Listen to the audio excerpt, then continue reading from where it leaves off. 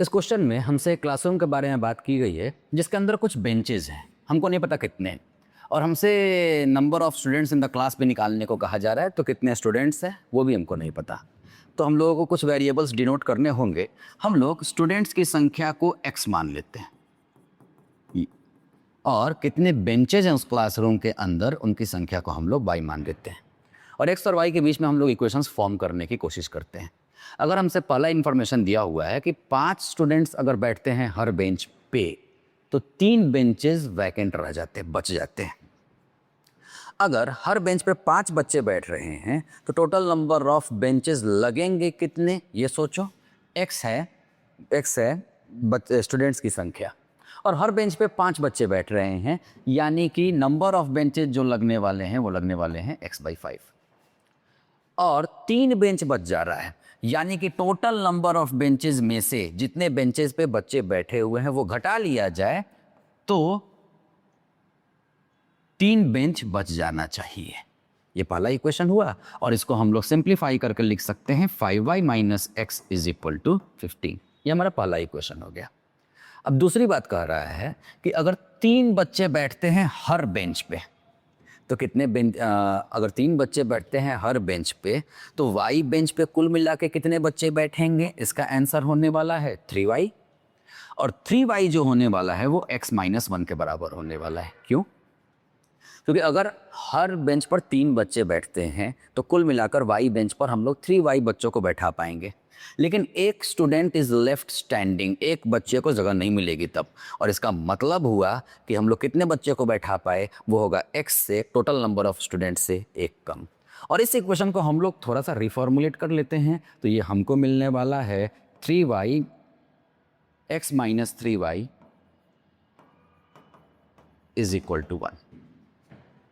अभी हम लोग क्या करते हैं ना कि इन दोनों इक्वेशंस को जोड़ देते हैं, और इन दोनों इक्वेशंस को जोड़ने पे x और -x कट जाएगा, और 5y में से 3y घटाएंगे तो हमको मिलने वाला है 2y, और इन दोनों इक्वेशंस को जोड़ेंगे तो 15 + 1 आने वाला है 16, और जिससे कि y की वैल्यू मिल जाती है 8। और अगर y की वैल्यू 8 मिल गई तो उठाकर किसी भी इक्वेशन में रख सकते हैं। मान लो हमने सेकंड इक्वेशन में रखा तो ये मिलने वाला है x - 3y, y की वैल्यू 8 रखोगे तो x - 24 = 1, यानी कि x = 25। Number of students in the class होने वाला है 25। ये इस क्वेश्चन का आंसर है। इस क्वेश्चन में हम लोगों को एक कॉम्प्लिकेटेड सा दिखने वाला इक्वेशन दिया है, ठीक है, लेकिन अगर हम लोग थोड़ा सा गौर से देखें तो ये बहुत जल्दी ही सिंप्लीफाई भी हो जाता है। यहाँ पे 3 का पावर -n/2 × -2 है, तो पावर्स को मल्टीप्लाई करेंगे तो माइनस और माइनस का मल्टीप्लाई होने से वो प्लस हो जाने वाला है, और ये n/2 और 2 मल्टीप्लाई होंगे तो 2 और 2 कैंसिल हो जाएंगे, यानी कि गौर से देखने पे हमको दिखता है कि ये जो पहला टर्म है ये 3 का पावर n ही लिखा हुआ है, और 9 जो होता है वो 3 का स्क्वायर होता है। इसका मतलब है कि 9 का पावर n को हम लिख सकते हैं 3 का पावर 2n, और वैसे ही 27 जो होता है तो 3 का क्यूब होता है, तो यानी कि 27 का पावर n को हम लिख सकते हैं 3 का पावर 3n। तो अगर इन बातों को हमने ध्यान से रखा तो हम लोग ये पाते हैं 3 का पावर 2n × 3 का पावर n, यानी कि 3 का पावर 3n हो गया, और ये 3 का स्क्वायर होता है × 9 माइनस 3 का पावर 3n डिवाइडेड बाई 3 का पावर 3m × 2 का क्यूब, तो 8 के बराबर होता है। अभी हम लोग, और इसकी वैल्यू दी गई है 1/27। अभी हम लोग न्यूमरेटर से 3 के पावर 3n को कॉमन निकाल लेते हैं, और 3 के पावर 3n को कॉमन निकालने के बाद हमको मिलता है 9 - 1 जो कि 8 के बराबर होता है, और नीचे है 3 का पावर 3m, और 1/27 को हम लोग 3 का क्यूब लिख सकते हैं। अब एक काम हम लोग और करते हैं कि ये 8 से 8 तो कैंसिल कर ही देंगे, इसके अलावा नीचे वाले पावर्स को हम लोग ऊपर लेकर जाते हैं, तो वो माइनस साइन के साथ जाएंगे, तो इससे हमको मिलने वाला है 3 का पावर 3n - m, अगर ऊपर लेके गए तो = 3 का पावर -3। इसको भी ऊपर लेके जाएंगे तो ये भी माइनस हो जाने वाला है, और अगर हम लोग पावर्स को कंपेयर करें तो ये और ये आपस में बराबर होने चाहिए, यानी कि 3 × n - m = -3, 3 से 3 काट दो, यानी कि n - m = -1, और हमसे n - m नहीं पूछा है, m - n पूछा है, तो इसके लिए हम लोग दोनों साइड को -1 से मल्टीप्लाई कर देते हैं और m - n = 1। बहुत आसान सा आंसर हमारा निकल कर आ जाता है। इस क्वेश्चन में DE और BC पैरेलल्स दी गई हैं, पैरेलल लाइंस हैं, और उसके अलावा एंगल ABC 118 डिग्री और एंगल DAB 42 डिग्री के बराबर दिया गया है। हम लोगों से ADE का इस एंगल का वैल्यू पूछा गया है। इस क्वेश्चन को करने के लिए एक बहुत ही सिंपल सा कंस्ट्रक्शन हम लोग करते हैं। ED को हम लोग आगे बढ़ाते हैं और ये AB को मान लेते हैं कि F पर जा कर के काट रहा है, ठीक है। अब EF और CB ये पैरेलल लाइंस हैं और BF ट्रांसवर्सल है, तो ये एंगल और ये एंगल को इंटीरियर एंगल्स के पेयर हैं, इनका सम 180 डिग्री होगा। तो इससे हम लोग ये एंगल निकाल सकते हैं। एंगल DFB हम लोग निकाल सकते हैं 180 डिग्री माइनस 118 डिग्री, यानी कि ये हम लोगों को मिल जाएगा 62 डिग्री के बराबर। ये एंगल 62 डिग्री मिल रहा है। अब ट्रायंगल ADF पे गौर किया जाए तो 62 डिग्री ये एक्सटीरियर एंगल है और ये इंटीरियर अपोजिट एंगल्स के सम के बराबर होगा। तो अगर ये 42 है तो 62 डिग्री होने के लिए इस एंगल को 20 डिग्री होना होगा। तो ये एंगल निकल जाएगा 20 डिग्री। और हम लोगों से ये एंगल पूछा गया है ADE। तो अगर देखा जाए तो ये लीनियर पेयर्स हैं। एंगल ADE को हम लोग 180 डिग्री में से 20 डिग्री को घटा करके निकाल सकते हैं, जो कि 160 डिग्री हम लोगों को मिल जाएगा। तो इस क्वेश्चन का आंसर 160 डिग्री है। इस क्वेश्चन में ABCD एक स्क्वायर दिया गया है, उसके अलावा EFGH मिड पॉइंट्स दिए गए हैं। तो हम लोग मार्क कर लेते हैं। AE इक्वल होगा BE के, ये इक्वल होगा BF के, ये इक्वल होगा FC के। उसी तरह से ये सभी लेंस आपस में इक्वल होंगे, हम मार्क कर दे रहे हैं, ठीक है। उसके अलावा क्वेश्चन में ये दिया गया है कि क्वाड्रिलेटरल BEIF का एरिया 30 सेंटीमीटर स्क्वायर है, तो ये 30 सेंटीमीटर स्क्वायर के बराबर है। और क्वाड्रिलेटरल AEIH का एरिया AEIH इसका एरिया 34 दिया गया है, 34 सेंटीमीटर स्क्वायर। DGIH का एरिया, इस क्वाड्रिलेटरल का एरिया 42 सेंटीमीटर स्क्वायर दिया गया है। तो हम लोगों से इस क्वाड्रिलेटरल का एरिया पूछा गया है। अब इस क्वाड्रिलेटरल का एरिया निकालने के लिए हम लोग इस क्वेश्चन में तो एक सिंपल सा कंस्ट्रक्शन करते हैं। हम लोग इन क्वाड्रिलेटरल्स को ट्रायंगल्स में तोड़ लेते हैं और इसके लिए हम I को A से मिला देते हैं, उसी तरह से I को B से मिला दिया जाए। सेम कंस्ट्रक्शन I को C से मिला लिया जाए और I को D से भी हम लोग मिला लेते हैं, ठीक है। अब ट्रायंगल AIB पे अगर हम लोग गौर करें तो ये दो ट्रायंगल्स में हम लोगों को डिवाइड होते हुए दिखाई दे रहा है, AEI और BEI। इन दोनों ट्रायंगल के एरिया के बारे में अगर हम लोग सोचें तो इनका बेस सेम है और उसके अलावा इनका हाइट भी सेम है। ये हाइट रहने वाला है इस ट्रायंगल का H, बेस सेम है, हाइट सेम है, तो इन दोनों ट्रायंगल का एरिया आपस में इक्वल होगा। तो हम इन दोनों ट्रायंगल के एरिया को A से मार्क कर दे रहे हैं। इसका एरिया अगर A है तो इसका भी एरिया A है।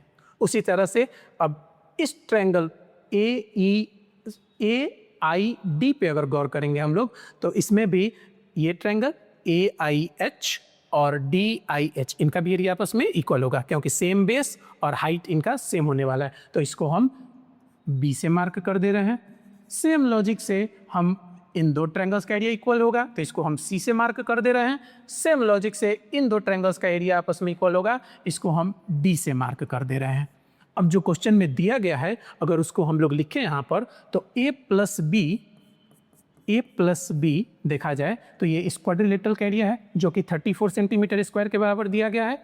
उसी तरह से B प्लस सी इस क्वाड्रिलेटरल का एरिया है जो कि 42 सेंटीमीटर स्क्वायर के बराबर दिया गया है। और A प्लस डी इस क्वाड्रिलेटरल का एरिया है जो कि 30 सेंटीमीटर स्क्वायर के बराबर दिया गया है। और अगर हम लोग C प्लस डी निकाल दें तो जिस क्वाड्रिलेटरल का एरिया हम लोगों से पूछा गया है वो निकल जाएगा। तो एक्चुअली इस क्वेश्चन में हम लोगों को क्या निकालना है, C प्लस डी का वैल्यू निकालना है। अब कैसे इसको हम लोग निकालेंगे, इन तीनों इक्वेशन के बेसिस पर हम लोग इसका वैल्यू निकाल सकते हैं। एक छोटा सा ट्रिक यहाँ पे हम लोगों को अपनाना होगा, इन तीनों इक्वेशन को ऐड कर दिया जाए। अगर हम लोग ऐड करेंगे तो a 2 बार आया हुआ है, b 2 बार आया हुआ है, तो 2a plus 2b plus c plus d is equal to, इन सबको अगर हम लोग जोड़ें तो 4 2 6 और ये 4 3 7 3 10 106 मिल जाएगा। ठीक है, 2 कॉमन ले लेते हैं, a plus b plus c plus d is equal to 106।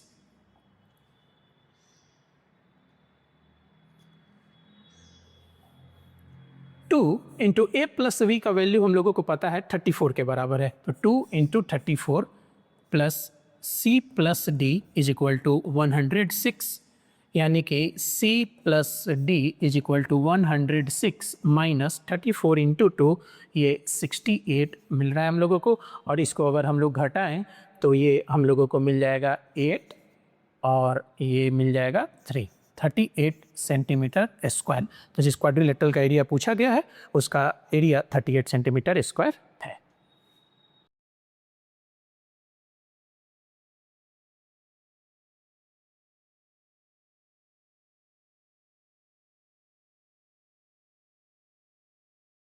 है को एस के, और हम इसको मान लेते हैं कि ये x के बराबर है। ठीक है, पी ओ, ओ क्यू और ओ एस, इसको हमने x मान लिया है। ठीक है, इसके अलावा ये दिया गया है कि आर ओ जो है वो 3PO के बराबर है। PO को हमने x माना हुआ है तो आर ओ हो जाएगा 3x, ये लंबाई 3x के बराबर हो जाएगी। अब हम लोगों से पूछा गया है कि ट्रायंगल PQS का एरिया बताइए, तो अगर हम लोग लिखें एरिया ऑफ ट्रायंगल PQS, तो इसको हम लोग हाफ बेस इंटू हाइट से लिख सकते हैं। एक और बात, हम लोगों को ये पता है कि एक काइट में डायगोनल्स 90 डिग्री पर एक दूसरे को काटते हैं, तो यहाँ पर बनने वाला ये एंगल 90 डिग्री के बराबर है। तो अगर हम लोग ट्रायंगल PQS का एरिया लिखेंगे तो ये हाफ इंटू बेस देखा जाए तो QS के बराबर x plus x 2x into height PO जो कि x के बराबर है, 2 से 2 कटेगा और ये हम लोगों को x स्क्वायर के बराबर मिल जाएगा। इसको इक्वेशन 1 बोल दिया जाए। ठीक है, अब नेक्स्ट काम हम लोग करेंगे, x का वैल्यू निकालेंगे। और वो क्वेश्चन में जो ये इन्फॉर्मेशन दिया गया है कि PQRS का जो पेरीमीटर है वो 32 यूनिट्स के बराबर है, इसकी मदद से हम लोग x का वैल्यू निकालेंगे। और एक बार x का वैल्यू निकल जाएगा तो हम लोग ट्रायंगल PQS का एरिया बता सकते हैं। ठीक है, चलिए, तो सबसे पहले x निकालने के लिए हम कहेंगे कि हम लोग ट्रायंगल POQ पे गौर करते हैं। इसमें ये एंगल 90 डिग्री है, यानी कि PQ हाइपोटेनस है। तो PQ अगर हमको निकालना होगा PQ की लंबाई, तो ये रूट अंडर x का स्क्वायर प्लस x का स्क्वायर, ये मिल जाएगा हम लोगों को रूट अंडर 2x। सिमिलरली हम लोगों को PS की लंबाई भी रूट अंडर 2x के बराबर मिल जाएगी। उसी तरह से अब हम लोग QR की भी लंबाई इस ट्रायंगल ROQ पे गौर करके निकाल सकते हैं। ठीक है, तो QR की लंबाई निकाली जाए, QR is equal to root under, ये लंबाई 3x है तो 3x का स्क्वायर प्लस x का स्क्वायर, यानी कि ये मिल जाएगा हम लोगों को root under 9x square plus x square, यानी कि ये 10x स्क्वायर, यानी कि ये रूट अंडर 10x मिल जाने वाला है। तो ये लंबाई हम लोगों को रूट अंडर 10x के बराबर मिल जाएगा। सिमिलरली RS की लंबाई भी रूट अंडर 10x के बराबर मिल जाएगी।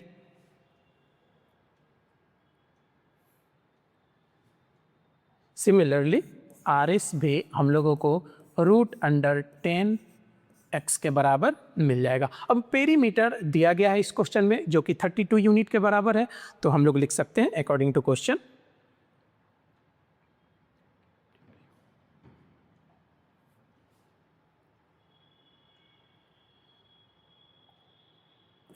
Question PQ plus PS plus QR plus RS is equal to 32 unit. This implies that PQ मिला हुआ है हम लोगों को √2x प्लस PS मिला हुआ है √2x plus QR √10x plus RS √10x is equal to 32। इसको अगर हम लोग जोड़ें तो ये 2x हम लोग कॉमन ले सकते हैं, इनटू ब्रैकेट में मिल जाएगा हम लोगों को √2 प्लस √10 इज इक्वल टू 32।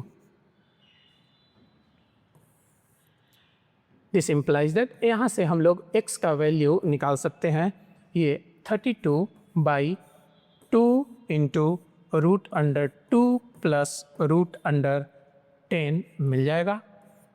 2 से काट दिया जाए 32 को 16, यानी कि x का वैल्यू मिल रहा है हम लोगों को 16/√2 प्लस √10। अब इसका वैल्यू ले जा करके हम लोग इक्वेशन 1 में पुट कर देंगे तो हम लोगों को ट्रायंगल PQS का एरिया मिल जाएगा। ठीक है, चलिए तो PQS का एरिया निकालने के लिए एरिया ऑफ ट्रायंगल PQS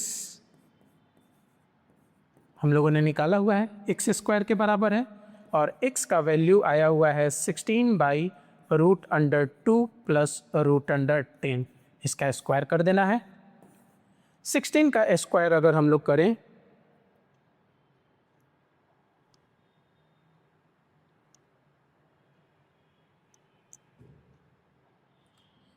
का स्क्वायर किया जाए तो 256 बाई इसका स्क्वायर करेंगे तो ये a प्लस बी का दी होल स्क्वायर पे इसको हम लोग एक्सपेंड करेंगे, पर a का स्क्वायर 2 हो जाएगा प्लस b √10 है तो √10 का square 10 plus 2ab 2 into √2 into √10 ये हम लोगों को मिल जाएगा 2√20। ठीक है, और इसको हम लोग 5 इंटू 4 2 बाहर लिख सकते हैं तो लिख देते हैं इसको हम 256 बाई ये 10 और 2 12 प्लस 2 2 जा 4 √5 लिख देते हैं इसको। 4 कॉमन ले लिया जाए तो 4 कॉमन लेकर के अगर हम लोग इसको काटें तो ये ऊपर मिल जाएगा हम लोगों को 4 6 जा 24 और 4 4 जा 16 बाई ये 4 3 प्लस √5। ठीक है, इसको अब हम लोग रेशनलाइज कर देते हैं तो इंटू 3 माइनस √5 बाई 3 माइनस √5। बस अब हम लोग आंसर तक पहुंचने ही वाले हैं। इसको अगर हम लोग सॉल्व करें तो ये नीचे हम लोगों को मिल जाएगा a plus b into a minus b, a का स्क्वायर 9 माइनस b का स्क्वायर √5 का स्क्वायर 5, और ये ऊपर मिलेगा हम लोगों को 64 इंटू 3 माइनस √5। ये 9 माइनस 5 हम लोगों को मिल जाएगा 4, और 4 से अगर हम लोग 64 को काटें तो ये 16 मिल जाएगा। 16 इंटू 3 माइनस √5 स्क्वायर यूनिट जो है वो ट्रायंगल का एरिया हो जाएगा। तो इस क्वेश्चन का आंसर 16 इंटू 3 माइनस √5 हो जाएगा।